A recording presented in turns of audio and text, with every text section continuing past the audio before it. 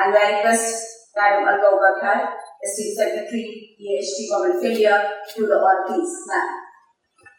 आदरणीय मुख्यमंत्री जी उड़ीसा राज्य Shri Mohan Charan Majhi ji, union minister fisheries, animal husbandry and dairy Shri Rajiv Ranjan Singh ji, honourable MOS ministry of Fisheries, Animal Husbandry and Dairy and Panchayati Raj, and Honorable Union Minister also holds the portfolio of Panchayati Raj, Shri S.P. Singh Badhel Sahab, Shri George Kurian, MOS, Ministry of Fisheries, Animal Husbandry and Dairy, Shri Gokulanand Malik ji, Minister of Fisheries and Animal Resources Development, Orissa, Manoj Ahuja ji, Chief Secretary, Orissa, Chairman NDDB, Shri Minesh Shah ji, my colleagues on the stage, Secretary, Animal Husbandry and Dairy and Fisheries, Shri Vashish ji. At the outset, I would also like to welcome several honorable ministers who have travelled from states to participate in this event today. My colleagues from the ministry and my colleagues from the states who are present over here in this monsoon meet, which will give a perspective on the livestock sector in the country. Without taking much time, I would also like initially to thank Orissa State Government for making wonderful arrangements for the meetings, for all the logistics, and I would like to mention over here कि वशिष्ठ जी कल से इस पूरे programme में बहुत ही तन्मयता से हम लोगों का साथ दे रहे हैं और हम सब लोग इनके बहुत बहुत आभारी हैं। मैं राज्य सरकार की बहुत बहुत आभारी हूँ। आज इस बैठक का मुख्य उद्देश्य ये है कि हम समझें कि ये लाइवस्टॉक का जो सेक्टर है वो कितना महत्वपूर्ण है इस देश के लिए। आप सभी को मालूम है कि आज की करीब 53% population agriculture and allied activities के ऊपर निर्भर है और उसमें हमारे देश ही नहीं बल्कि पूरे विश्व में अगर देखा जाए लाइवस्टॉक सेक्टर की एक बहुत अहम भूमिका है। आप अगर यहाँ पर जो मैं कुछ स्लाइड्स बहुत जल्दी से यहाँ पर दिखाना चाहूंगी और उसमें मैं ये बताना चाहूंगी कि हमारे जो लोग डिपेंडेंट हैं on livestock sector for income and livelihood, ये एक बहुत बड़ा फैक्टर है जो कि सस्टेनेबल डेवलपमेंट गोल्स के लिए भी कंट्रीब्यूट करता है। करीब 40% जो ग्लोबल एग्रीकल्चरल प्रोड्यूस है वो एनिमल और या लाइवस्टॉक सेक्टर से आता है और ये वही सेक्टर है जिससे कि देश और विदेश में 40% न्यूट्रिशन या 40% खाना भी का जो एनिमल सोर्स है, प्रोटीन सोर्स हमारा वहां से आता है। इसलिए ये एक बहुत महत्वपूर्ण सेक्टर है। अगर आप यहाँ पर देखेंगे इसको, जो इंडियन लाइवस्टॉक सेक्टर को मैं आप सर आपके थोड़ा सा मैंने दुस्साहस किया है और मैं इस बात को हमेशा कहती हूँ कि लाइव स्टॉक सेक्टर हमारा सनराइज सेक्टर है और उसके पीछे कुछ आंकड़े हैं जो मैं आपको यहाँ पे समक्ष बताना चाहूंगी। अगर हम देखें, यद्यपि हमारे चीफ सेक्रेटरी साहब यूनियन एग्रीकल्चर सेक्रेटरी रहे तो थोड़ी गुस्ताखी भी होगी ये बताने में, बट फिर भी ये फैक्ट है सर कि 14-15 से लेकर अगर 22-23 में देखें तो जो क्रॉप का कंट्रीब्यूशन है वो थोड़ा घटा है, -10% रहा है। परंतु उसी बीच में अगर आप लाइवस्टॉक सेक्टर का कंट्रीब्यूशन, इकोनॉमिक कंट्रीब्यूशन देखते हैं तो वो 24.38% से बढ़कर 30.23% बढ़ा है, जो कि 23% लगभग 24% का इजाफा है। और ये एग्रीकल्चर जीडीओ जो इंडिया का ग्रॉस वैल्यू एडिशन है उसमें भी अगर हम देखेंगे तो उसमें भी इंडिया का जो जीडीपी है उसमें भी बहुत अच्छी बढ़ोतरी हुई है। 14-15 से लेकर 22-23 के बीच में अगर देखें तो मेरे ख्याल में ये एकमात्र ऐसा सेक्टर है जिसमें कि इतनी शार्प इंक्रीज है 12.99%, लगभग 13%। ये सब स्टेट्स के जो हमारे लोग काम कर रहे हैं, हमारे अधिकारी लोग हैं, माननीय मंत्री जी कर्णों की जो लीडरशिप है उसकी वजह से संभव हो पाया है। ये हमारा कुछ स्कोर कार्ड है। मैं यहाँ पर ये भी बताना चाहूंगी कि हमारे यहाँ पर करीब 53 करोड़ का पशुधन है और ये जो पशुधन है हमारा विश्व में दूसरा रैंक है। चाइना में सबसे ज्यादा पशुधन है, उसके बाद में हमारे यहाँ पर है। इसी के साथ में पोल्ट्री का भी एक बड़ा नंबर है, करीब 13 करोड़ के करीब पोल्ट्री की भी संख्या है। अगर वर्ल्ड रैंकिंग में देखा जाए तो हम नंबर 1 है in terms of milk production. 2230 के करीब मिलियन टन हमारा दूध उत्पादन है। हम 25% ऑफ मिल्क पैदा करते हैं इस देश में। यदि हम एग्स को देखें तो 138.38 बिलियन एग्स हम बना रहे हैं और ये नंबर 2 स्थान है हमारा विश्व में। पहला स्थान चीन का है और अमेरिका को पीछे करके हमारा ये अब द्वितीय स्थान हो गया है। मीट में भी हम 5वें नंबर पे हैं। हम 9.77 मिलियन टन मीट का भी उत्पादन कर रहे हैं और इसमें बहुत अच्छी संख्या में मीट हमारा एक्सपोर्ट भी हो रहा है। ये बहुत अच्छे उत्साहवर्धक कुछ आंकड़े थे, परंतु उसके साथ में मैं ये भी बताना चाहूंगी कि हमारी जो प्रोडक्टिविटी है वो काफी कम है। अगर देखा जाए तो इजराइल जो नंबर 1 पर है, वहां पर कैटल की प्रोडक्टिविटी 13,700 किलोग्राम पर ईयर है और अगर हम इसको इंडिया में कंपेयर करते हैं तो ये गिरकर केवल 2,100 किलोग्राम पर ईयर है। हमको ये एक क्षेत्र है जिसमें बहुत काम करना है।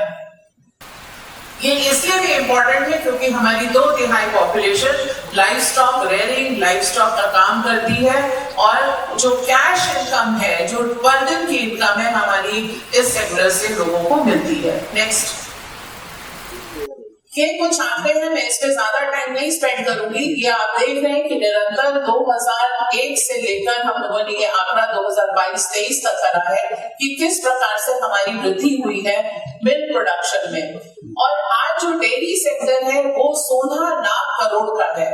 मुझे ये बताते हुए यहाँ पर बहुत हर्ष होता है कि इतना बड़ा सेक्टर, इतना बड़ा उत्पादन किसी भी सेक्टर में, एग्रेरियन सेक्टर में हो, और मैं कहती हूँ इवन एमएसएमई सेक्टर में शायद इतना बड़ा इकोनॉमिक साइज नहीं होगा और ये निरंतर ग्रोथ भी होती जा रही है। हम 6% प्रति वर्ष के हिसाब से आगे बढ़ रहे हैं, जबकि दुनिया 2.2% के आधार पर ईयर पे बढ़ रही है। हमारे पास में आज दूध का उत्पादन बहुत है और अवेलेबिलिटी भी बहुत है, जो कि हमारे न्यूट्रिशन को भी बहुत सहायता करता है। 459 ग्राम्स पर डे, जबकि वर्ल्ड एवरेज जो है वो 322 ग्राम पर डे है। हमारी प्रोटीन डेफिशिएंसी हम यहाँ से कम कर सकते हैं।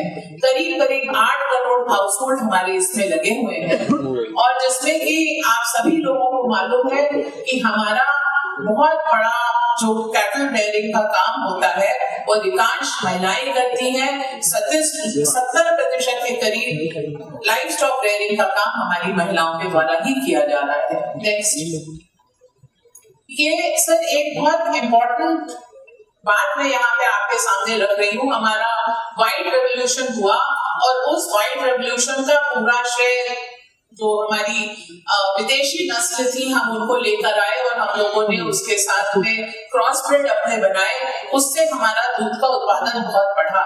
लेकिन हाल ही में कुछ स्टडीज की गई और उसमें ये पाया गया कि जो हमारी इंडिजिनस ब्रीड है जो लेफ्ट साइड की तरफ है, उसकी प्रोडक्टिविटी में निरंतर वृद्धि हो रही है। 11.8% की वृद्धि हुई इंडिजिनस में। जो नॉन डिस्क्रिप्ट जिनका की कोई अभी NABGR ने रजिस्ट्रेशन भी नहीं किया, उसमें 19% की वृद्धि हुई। बफलो में देखा जाए, बफलो हमारे लिए बहुत बड़ा इस देश के लिए देन है। लाइव स्टॉक में वृद्धि समृद्धि का एक बहुत बड़ा कारक है, जिसमें कि 8.23% की वृद्धि हुई है और नॉन डिस्क्रिप्ट बफलो में 14.5% की वृद्धि हुई है। वहीं अगर हम देखते हैं एक्सोटिक ब्रीड में तो उसमें हल्की सी गिरावट हुई है और जो क्रॉस ब्रेड है वो भी उतनी गति से उसमें प्रोडक्टिविटी नहीं बढ़ रही है जितनी कि देसी गाय और देसी हमारे जो जानवर है उसमें बढ़ रही है। अर्थात हमको इंडिजिनस कैटल के इम्प्रूवमेंट में काम करना चाहिए और उस दिशा में ही काफी सारा काम यहाँ पर किया जा रहा है। Next please. ये सिर्फ मैं एक ग्राफ दिखाने के हीट मैप इंडिया का दिखाना चाह रही थी, जिसमें कि आप देखेंगे कि अगर मिल्क प्रोडक्शन देखा जाए तो हमारा उत्तर प्रदेश और राजस्थान अग्रणी राज्य है जिसमें कि बहुत मिल्क प्रोडक्शन है। बाकी राज्य भी जो हल्के कलर्स हैं, मैं मुख्य सचिव महोदय को ये भी बताना चाहूंगी कि उड़ीसा में मेरे ख्याल में इसमें बढ़ाने की काफी जरूरत है, छत्तीसगढ़ में बहुत स्कोप है, उसी प्रकार से तेलंगाना में और केरला में भी बहुत स्कोप है in terms of share milk production. ये हमको बढ़ाना पड़ेगा। लेकिन अगर हम एवरेज प्रोडक्टिविटी को देखते तो बड़ा इंटरेस्टिंग है कि ये जो दो राज्य हैं हमारे राजस्थान और उत्तर प्रदेश, उनमें भी प्रोडक्टिविटी उतनी हाई नहीं है जितनी कि हरियाणा, पंजाब और केरला में है। ये बड़ा इंटरेस्टिंग है। प्रोडक्शन और प्रोडक्टिविटी का कोरिलेशन हमको सही बैठाना होगा और ये एक मैं चाहती हूँ कि सभी लोग इस स्लाइड को देखें और कुछ सालों में हमारा पूरा देश इस रेड कलर में होना चाहिए जो कि ये दिखाए कि हमारा प्रोडक्शन और प्रोडक्टिविटी दोनों निरंतर बढ़ रही है। Next please. ये जो दूध उत्पादन हो रहा है हमारा, मैं इधर लेफ्ट साइड में मैं बहुत ज्यादा आपका ध्यान नहीं भटकाऊंगी, लेकिन जो सरप्लस हमारा मिल्क है उसमें 63% हमारा दूध आता है और उसमें जो अनऑर्गेनाइज सेक्टर में 68% जा रहा है, ऑर्गेनाइज सेक्टर में मात्र 32% का दूध यूज हो रहा है और कोऑपरेटिव और प्राइवेट का भी यहाँ पे दिया हुआ है आंकड़ा। अर्थात हमको जो ऑर्गेनाइज सेक्टर में milk procurement and milk processing को बढ़ाना होगा। इसके पीछे एक बहुत सिंपल लॉजिक है और ये मैं हर जगह कहती हूँ, प्राइवेट सेक्टर की ग्रोथ बहुत जरूरी है और साथ साथ में होनी चाहिए। कंपटीशन आता है, हमारी भी एफिशिएंसी बढ़ती है, लेकिन दूध में हमने ये देखा है कि जब प्राइसेस गिरते हैं, जब फ्लश सीजन आता है तो कोऑपरेटिव्स खड़े रहते हैं, दूध लेते हैं, चाहे जो भी उसको तरीके से प्रोसेस करे, लेकिन प्राइवेट सेक्टर उस स्टेज पे दूध को छोड़कर चला जाता है। हमको इसमें काम करने की आवश्यकता है। जो राइट साइड में ग्राफ है उसमें मैं ये दिखा रही हूँ कि हमारी मिल्क प्रोसेसिंग कैपेसिटी जो कोऑपरेटिव सेक्टर में है पिछले सालों में काफी बढ़ोतरी हुई है, 564 लगभग दुगनी बढ़ोतरी हुई है 2014 से 2024 के बीच में। लेकिन हम आज जिस स्तर से ग्रो कर रहे हैं उस ग्रोथ को अगर हमें processing and procurement and processing में कन्वर्ट करना है तो हमें 3080 लाख लीटर पर डे की कैपेसिटी बढ़ानी होगी। ये मैं सिर्फ कोऑपरेटिव सेक्टर की बात कर रही हूँ, उसमें मैंने प्राइवेट सेक्टर की बात नहीं करी है। और ये अगेन टेक अवे पॉइंट है कि हमको इस क्षेत्र में और इन्वेस्टमेंट करने की जरूरत है। नेक्स्ट हमारा स्मॉल रूमिनेंट सेक्टर भी बहुत इंपॉर्टेंट है, जिसमें शीप, बफलो, गोट और पिगरी आता है। ये हम अगर देखें तो इसमें भी अभी हम पोल्ट्री की अगर बात करें तो इसका भी मार्केट आज की तारीख में 2,36 करोड़ का है। हमारा जो ग्लोबल मार्केट है, जो नीचे मैंने आंकड़ा दिया है, वो 32 लाख करोड़ का इसमें ग्लोबल मार्केट है। जिस दर से इंडिया में ग्रोथ हो रही है पोल्ट्री सेक्टर की, जिसमें आप देख रहे हैं कि एग प्रोडक्शन बहुत बड़ा है, आज पर कैपिटा अवेलेबिलिटी 101 एग्स की हो गई है, ब्रॉयलर मीट बढ़ रहा है, फीड प्रोडक्शन बढ़ रहा है और उसी के साथ साथ में जो ये आंकड़ा है 1150 करोड़ का, ये हमारा पोल्ट्री एक्सपोर्ट है। इसमें हमें और इन्वेस्ट करने की जरूरत है सरकार की तरफ से मार्केट खोजने के लिए और जो हमारे इंडस्ट्रीज हैं उनको ग्रो करने के लिए। ये सेक्टर भी 16.2% की दर से बढ़ रहा है। दो मॉडल है, एक बैकयार्ड पोल्ट्री का एग्रीगेटर मॉडल है जिसमें कि, और ये बड़ा सक्सेसफुल ऑर्गेनाइज मॉडल है जिसके बारे में अभी कुछ दिनों पहले इंडियन एक्सप्रेस में भी बहुत अच्छी प्रशंसा छपी थी, जिसमें कहा गया कि एग्रीगेटर आता है, चिक्स देता है, फीड देता है, दवाई करता है, उसके बाद में प्रोडक्शन लेके चला जाता है। ये बहुत बड़ी संख्या में हो रहा है। मुझे बताते हुए हर्ष हो रहा है कि ओडिशा में भी ये मॉडल बहुत अच्छे से कामयाब है और इसी के साथ साथ में कमर्शियल पोल्ट्री भी बहुत अच्छा एक मॉडल है जो कि हमने आंध्र प्रदेश, तेलंगाना और अन्य कई जगहों में इसको हम देख रहे हैं।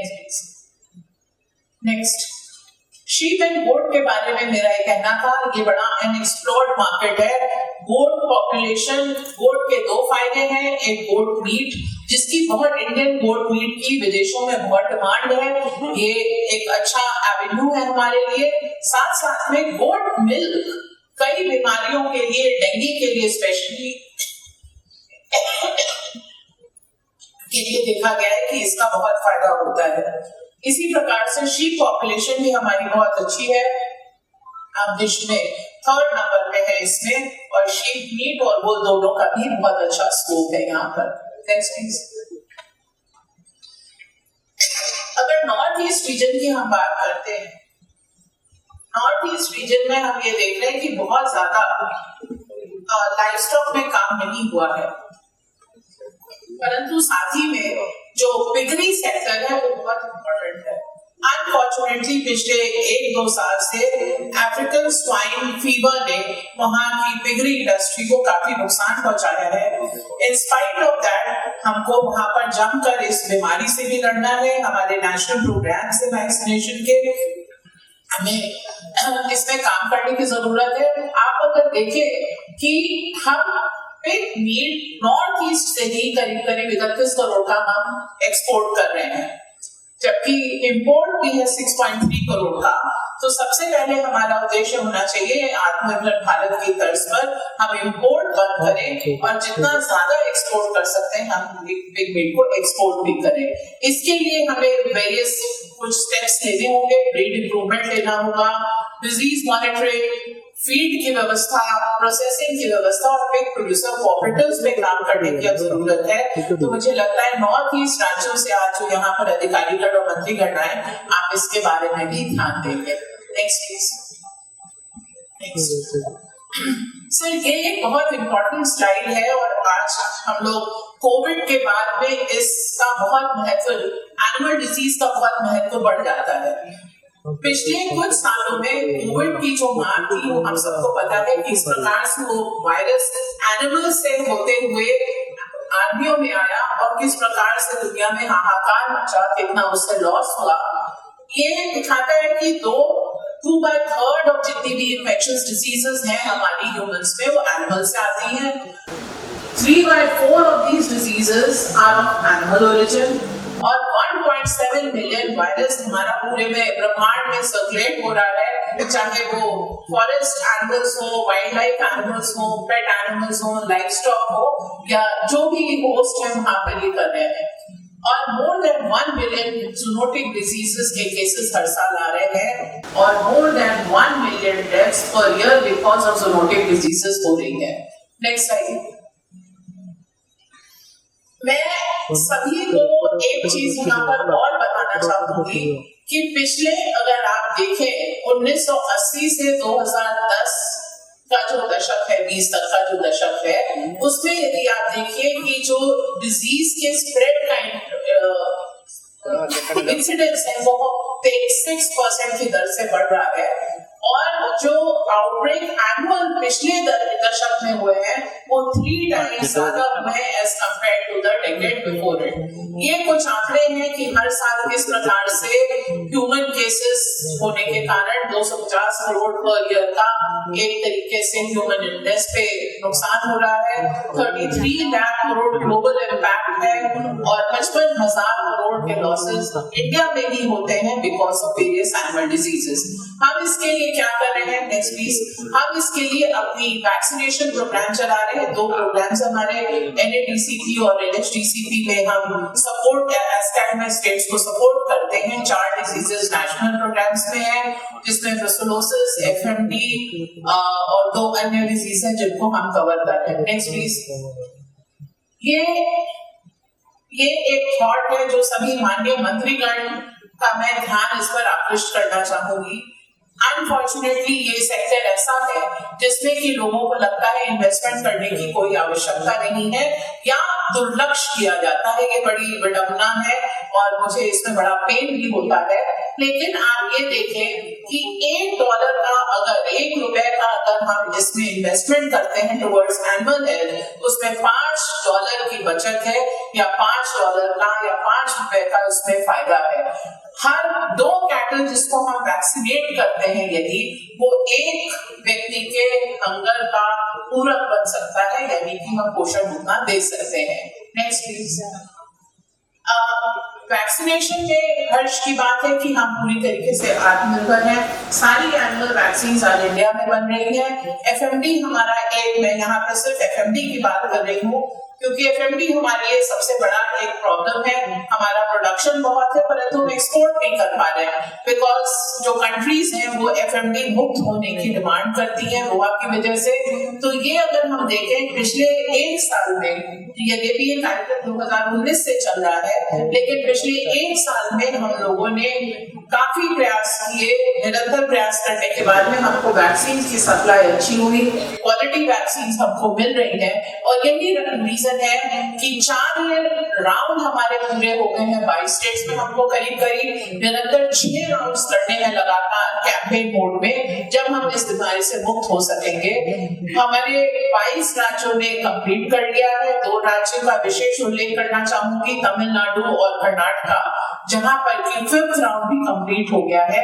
बाकी राज्य भी अच्छा काम कर रहे हैं और अगर आप इस फिगर को देखेंगे, इस ग्राफ को देखेंगे तो आप पाएंगे कि नंबर ऑफ आउटब्रेक्स काफी कम हुए हैं। परंतु मैं यहाँ पर एक बात और कहना चाहूंगी कि आउटब्रेक्स हम लोग बड़े खुश हो सकते हैं, लेकिन एक और कारण है कि ये फिगर कम दिख रही है कि स्टेट्स रिपोर्टिंग नहीं कर रहे हैं और मुझे मालूम है कि कई राज्य रिपोर्ट नहीं कर रहे हैं। अगर हम रिपोर्ट नहीं करेंगे, हम एक्शन नहीं ले पाएंगे और हमारा नुकसान होता रहेगा इसमें। Next please. एक नया जो इनिशिएटिव लिया गया था मोबाइल वेटनरी यूनिट्स का, ये सभी राज्यों में बहुत अच्छा प्रतिसाद मिला। 26 राज्यों में मोबाइल वेटनरी यूनिट्स आज पूरी तरीके से क्रियाशील है एंड 3420 और उसके साथ में 101 करोड़ से भी ज्यादा एनिमल्स को हम ट्रीट कर चुके हैं। ये कुछ राज्य हैं जहाँ पे कि वर्ष 2023 से ये कार्यक्रम क्रियान्वित है और आप देखेंगे कि कितना अच्छा यहाँ पर परफॉर्मेंस हुआ है। Next please. ये अगेन एक स्लाइड है जिसपे कि मैं ध्यान देना चाहूंगी विशेष रूप से, क्योंकि यहाँ पर उड़ीसा के मुख्यमंत्री जी हैं, मुख्य सचिव हैं, अन्य राज्यों के मंत्रीगण भी हैं यहाँ पर, कि हमको 5000 कैटल हेड के ऊपर एक वेटरिनरियन चाहिए होता है। हमारे देश में करीब 65,000 वेटरिनरियन की जरूरत है, परंतु 36,000 पद ही सैंक्शन है और उस 36,000 पद में भी 20% खाली है। हमको ये पदों की संख्या भी बढ़ानी चाहिए और इन पदों को भर्ती भी करना चाहिए। अभी हमारे 5,000 ग्रेजुएट्स पर ईयर निकलते हैं, लेकिन हमको हर साल कम से कम 2,500 ग्रेजुएट्स और निकालनी चाहिए। इसके लिए हमारे वेटनरी कॉलेजेस, वेटनरी यूनिवर्सिटीज की भी स्थापना करनी होगी और हर जिले में मैं समझती हूँ कि एक NABL एक्रेडिटेड लैब होनी चाहिए। जिस तरीके से अस्पताल NABH एक्रेडिटेड है, इसी तरीके से हमारे पशु औषधालय भी एक्रेडिटेड होने चाहिए। Next please. नेक्स्ट, ये कुछ हमारे एंटरप्रेन्योरशिप प्रोग्राम्स हैं जिसमें कि आप देखेंगे कुछ राज्य तो बहुत अच्छा कर रहे हैं, चाहे वो HITF का फायदा हो और चाहे नेशनल लाइवस्टॉक मिशन में फायदा लिया गया हो। आप देखेंगे कुछ राज्यों में बहुत अच्छी परफॉर्मेंस है। करीब 11,506 करोड़ के HITF में animal husbandry infrastructure development fund में सैंक्शन है प्रोजेक्ट्स और 1740 करोड़ के छोटे छोटे लोगों को, छोटे फार्मर्स को हेल्प करने के लिए EDP स्कीम में सैंक्शन किए गए। Next please.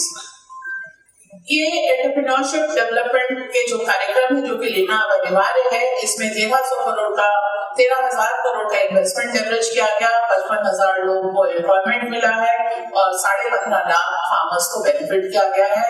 जो मिल्क प्रोसेसिंग की कैपेसिटी 2.5% से बढ़ी है, ये पिछले 2 साल की ही है फायदा, और 9% मीट प्रोसेसिंग इंडस्ट्री में इजाफा, मीट प्रोसेसिंग में इजाफा हुआ है। Next please. ये कुछ नए इनिशिएटिव्स जो लिए गए हैं तो उसमें सबसे पहला है आत्मनिर्भर Bharat in animal vaccine information. जिस तरह से कोविड बना था कि किसको लगा, कितने डोज लगे, उस तरीके से हम लोग एविन का भी हमने पायलट कर दिया 2 राज्यों में, और पूरे देश में हम इसको आगे बढ़ा सकते हैं। जेनेटिक इम्प्रूवमेंट के लिए हम लोगों ने जेनोमिक चिप बना ली है। Indigenous sex sorted cement technology का काम पूरा हो गया है और शीघ्र ही हम लोग लॉन्च करेंगे। आज जो IVF को सस्ता बनाने के लिए जो एक मीडिया चाहिए होता है, आज उसकी कॉस्ट 21,000 रुपए पर IVF आती है, उसको सस्ता करने के लिए हम लोगों ने NDDB ने एक नए मीडिया को भी बनाया है जिसका कि आज लॉन्च होगा। नेशनल डिजिटल लाइवस्टॉक मिशन हम लोगों ने लॉन्च किया है। सर, ये बहुत महत्वपूर्ण कदम है और कृषि सचिव पूर्व मनोज आहूजा जी को इसके बारे में पता भी है कि किस तरह से ये इम्पोर्टेंट है। हमने 9 करोड़ फार्मर्स को रजिस्टर किया है, 37 करोड़ पशु आधार बन गए हैं और 52 करोड़ ट्रांजैक्शन हुए हैं। सारे वैक्सीनेशन हमारे इसी से होते हैं। जो AI हो रहा है, आर्टिफिशियल इंसेमिनेशन, उसका भी रिकॉर्ड हुई है। और इस ऐप की जो वर्सेटिलिटी है या एफिकेसी है, हर 19 सेकंड में एक ट्रांजैक्शन हो रहा है। ये मेरे ख्याल में एक बहुत महत्वपूर्ण कदम उठाया गया है विभाग के द्वारा और इसका पूरा उपयोग फार्मर्स को हो रहा है। इसी तरीके से फीड एंड फॉडर के लिए नई योजनाएं हम लोग लेकर आए हैं राज्यों के साथ, उसको हमको इम्प्लीमेंट करना। और E4 रेयरिंग सेंटर्स जिसमें कि तैयार मादा को हम किसानों के बीच में बांटने का एक ये कार्यक्रम भी हम लोग तैयार किया है। Next please. मैंने अपनी बात कही दी थी, लेकिन फिर भी लास्ट में need to increase area under fodder और नई वैरायटी के फॉडर को both nutritious and multicut variety के फॉडर चाहिए। साइलेज प्लांट जरूरी है। फीड, चाहे वो पोल्ट्री फीड हो चाहे कैटल फीड एंड फॉडर हो, इस पे निरंतर ध्यान देने की जरूरत है जिससे कि मिल्क का प्राइस भी कम रहे। Ensure feed availability, insurance coverage जो वर्तमान में केवल 1% है, उसको बढ़ा के 10% करना है हमको लाइव स्टॉक में। ब्रीडिंग प्रैक्टिसेस जिसके बारे में मैंने थोड़ी बात करी थी, और disease surveillance and disease control programme का इन्वेस्टमेंट में हमें काम करना है। Investment in veterinary services, increase cooperative base for milk collection and increase milk processing capacity, और FMD मुक्त भारत विद वैक्सीनेशन बाय 2030। हमने जोन्स में काम करना चालू कर दिया है जिसमें कि 9 जोन्स को आइडेंटिफाई किया है जिनको हम पहले FMD मुक्त घोषित करने की तैयारी कर रहे हैं, और इन राज्यों से फिर अंतोगत्वा हमारा एक्सपोर्ट भी प्रारंभ हो सकेगा। सर, बहुत बहुत धन्यवाद आप सभी लोगों का, आप लोग यहाँ पर आए और मेरी बात को सुने।